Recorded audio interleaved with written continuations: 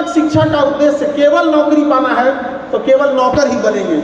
जब तक शिक्षा का उद्देश्य नहीं बदलेगा, आप सब लोग को कहते हैं कि अपने आप को सीमित क्यों करेंगे, क्यों सीमित करना है, अपने आप को हमेशा एंटरप्रेन्योर बन के क्या करना है, सोचते रहना है। और आगे आप लोग के हाथ से ही चीजों का बदलाव होगा। युवा ही हमेशा देश को बदलते हैं। याद रखिएगा, भगत सिंह की फांसी लगने के बाद भगत सिंह ने कहा था कि तुम एक भगत सिंह को तो फांसी लगा दोगे, इसके बाद जो भगत सिंह का सैलाब आएगा उस सैलाब को तुम कैसे रोक पाओगे। इसलिए जरूरी है कि अब वो भावना आपके अंदर होनी चाहिए। शिक्षा की अगर हम बात करें तो शिक्षा हमारे दिल में पनपता है। जैसे वृक्ष जमीन पर पनपता है लेकिन उसे पानी, पोषक तत्व की जरूरत है, अन्यथा वो सूख जाएगा और बड़ा होने के बाद वो फल देता है। ठीक उसी प्रकार शिक्षा हमारे दिल में पनपता है और मस्तिष्क उसको पोषण देता है। जब पोषण देके शिक्षा बड़ा होता है तो शिक्षा का जो फल होता है वो हमारी जीभ पर दिखता है। शिक्षित लोगों से बात कीजिएगा जो सच में शिक्षित होंगे, उनकी बातों से आपको लगेगा क्या प्रेम और करुणा है। आप सब छोड़िए, महाभारत का युद्ध देखिएगा, चाहे वो राम जी और रावण के बीच में जो ऐसे विवाद हुआ, लड़ाई हुई, उसमें एक चीज आप गौर करके देखिएगा, भाषा की मर्यादा बड़ी अच्छी थी। ऐसे लगता था कि भाषा में ना दुश्मनी में भी करुणा झलकती थी।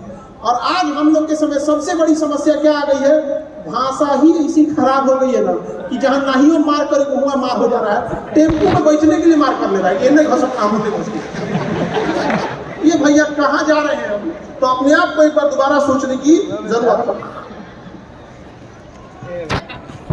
अरे हम तो हमेशा आप लोग के साथ रहेंगे। देखिए, शिक्षा और अनुभव दो अलग अलग चीजें होती हैं। आप में से जीवन का अनुभव आप अचानक से नहीं ले सकते। शिक्षा और अनुभव में एक खराबी देखिए क्या होता है, जो शिक्षक होते हैं वो पहले आपको पढ़ाते हैं, बाद में आपसे परीक्षा लेते हैं। और अनुभव ठीक उल्टा है, अनुभव आपसे पहले परीक्षा ले लेगा।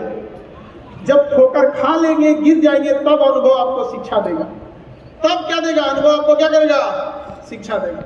समझ आ रहा है कि नहीं आ रहा। अपने आप को आप लोग को बदलना है। यहाँ पर शिक्षा के साथ साथ संस्कार की जरूरत है, क्योंकि संस्कार जो होता है वो आपको कभी टूटने नहीं देता है और शिक्षा कभी आपको नीचे गिरने नहीं देता है। जब ये दोनों चीजें आ जाती हैं तभी आप आगे बढ़िएगा, वरना अगर संस्कार नहीं रहेगा तो हमेशा जहां जाइएगा आप अपनी बेइज्जती कराएंगे, साथ साथ परिवार की, और अगर बड़ी संख्या में ऐसे होने लगे तो पूरे राज्य की बेइज्जती होने लगती है। इसलिए कभी भी अपने आप में वो चीजें नहीं लानी है कि हमारे साथ कभी ऐसा ना हो कि आप लोग को संस्कार पे कोई सवाल उठाए। और निरंतरता तो पढ़ना ही पड़ेगा। हम एज शिक्षक हम खुद ही बोलते हैं, पूरा जीवन हम लोग को पढ़ना पड़ता है।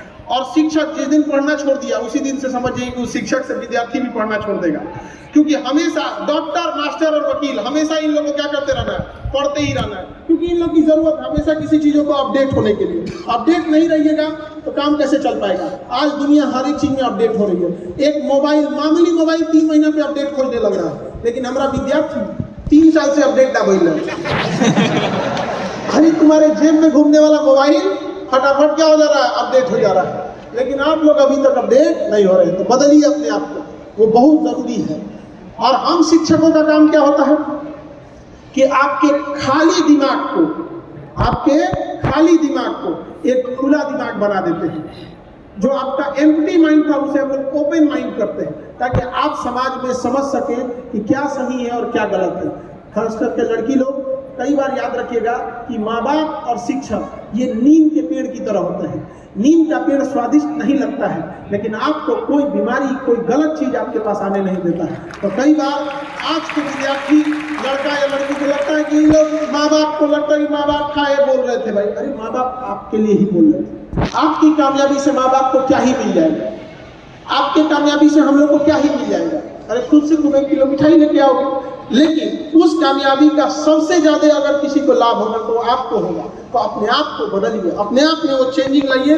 नहीं तो ऐसा ना हो कि बहुत देर हो जाए, क्योंकि समय दोबारा नहीं मिलता है। सक्सेस होने के लिए आपको समय देना पड़ेगा, अपने अंदर विश्वास लाना पड़ेगा और सेल्फ डिसिप्लिन होना पड़ेगा। ये नहीं कि आज टाइम टेबल बिगड़ गया तो क्या होगा, ये सब चीजों में आपको चेंजिंग लानी पड़ेगी। आजकल के बच्चे सब टाइम टेबल बनाता है, सब 1 हफ्ता के बाद टाइम टेबल चेंज हो जाता है, फॉलो नहीं हो पाता है। इससे बड़ी शर्म की बात क्या हो सकती है कि एक बच्चा पढ़ने के लिए टाइम टेबल बना रहा है। अपने आप से सोच के देखो ना, वो काम किस लिए आए, आप लोग आए किस लिए।